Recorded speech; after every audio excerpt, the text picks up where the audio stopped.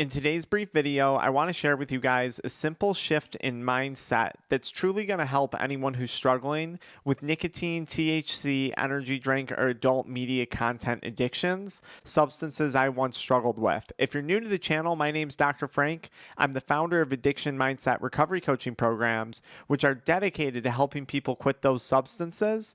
And you can learn more about our free and paid program resources by checking out the link in the pinned comment or the video description. I think when it comes to active addiction, a lot of people fail to realize just how powerful or how strong they actually are in comparison to the drug.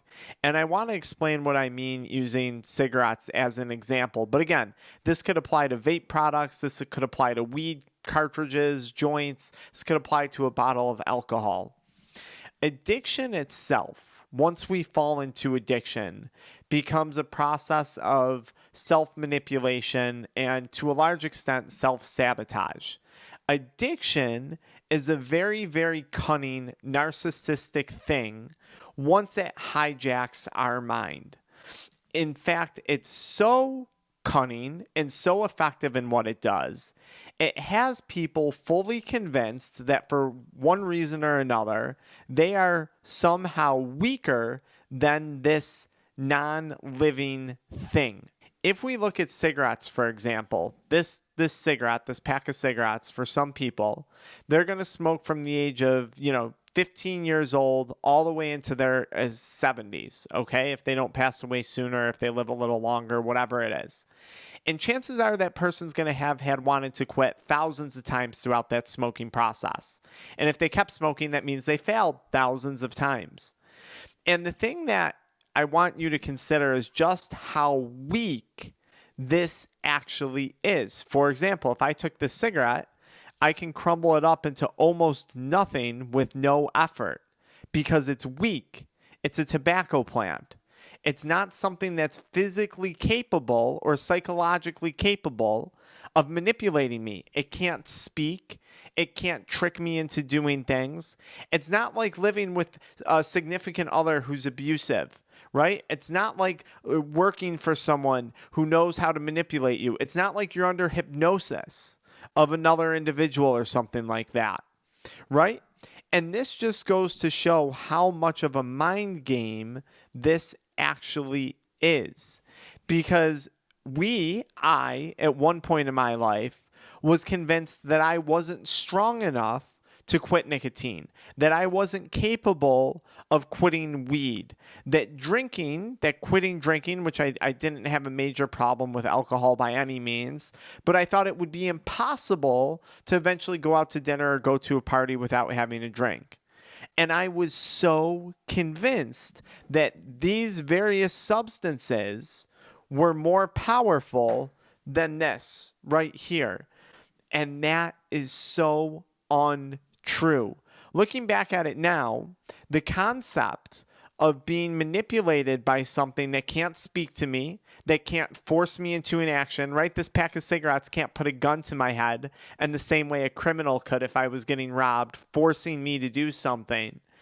It's really astonishing. And I can't help but to ask myself, how did it get to that point? How does it get to that point for anyone? Because now, after attaining years of sobriety, looking back on that and reflecting, it's actually quite easy to see just how absurd this whole concept is. That's not to say that once you're in active addiction and you're beaten down physically, you're beaten down mentally, you're beaten down emotionally, psychologically. I understand how that develops because the person's been so beaten down from years of smoking, years of addiction. But if you pause and you're struggling with active addiction right now, I just want you to ask yourself, is this thing or that weed that you're smoking or that drink that you're drinking, is it really worth allowing it to manipulate your energy, to manipulate your time, to manipulate your finances? Is it really worth putting your significant other, your family members, your kids? Is it really worth letting something that's so powerless? I mean, really, this takes no effort to break this in half, none. Is it really worth letting something that's so powerless run so many aspects of your life? Your finances, your time, your energy, your motivation, your relationships with significant people in your life. Is it really worth that? And how is that happening? How have we gotten here? Well, I think in part it has to do with media. I think in part it has to do with the messaging that's out there.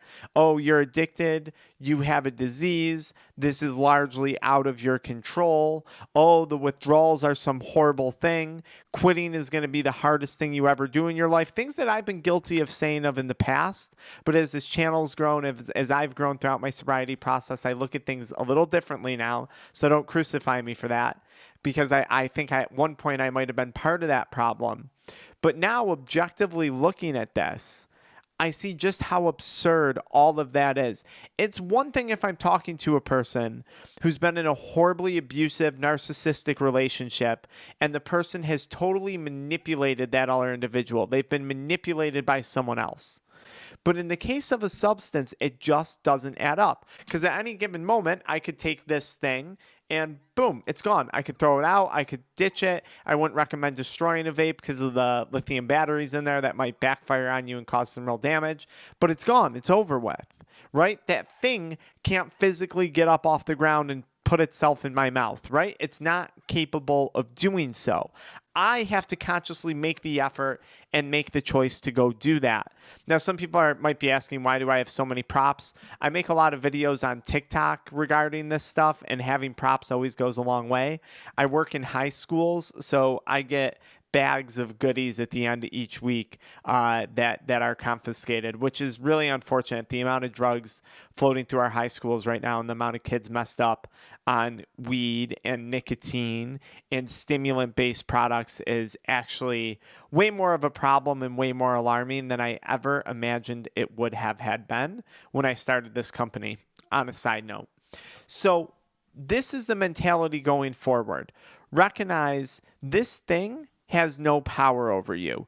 It's you that give it the power by making the choice of picking it up and lighting it, by making the choice of picking it up and drinking it.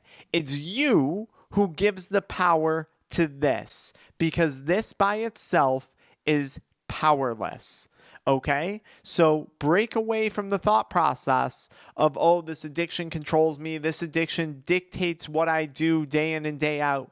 It's you who's dictating those things. It's you who's making those decisions. And it's going to be you who ultimately, at the end of the day, implements the change necessary to stop doing this.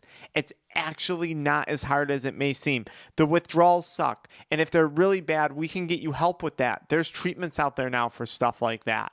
But to go the rest of your life being manipulated by something unnecessarily, I think makes for a pretty brutal existence. And unfortunately, I think this is why we lose so many people to addiction in one way or another. Okay, guys, I hope this mentality helps. I hope it puts things in perspective for you. And if you enjoyed this video, either follow me right into the next one or download our free 7-step guide to quitting nicotine or quitting THC products today. If that's not enough, consider booking a coaching call with our offices. We'll talk soon.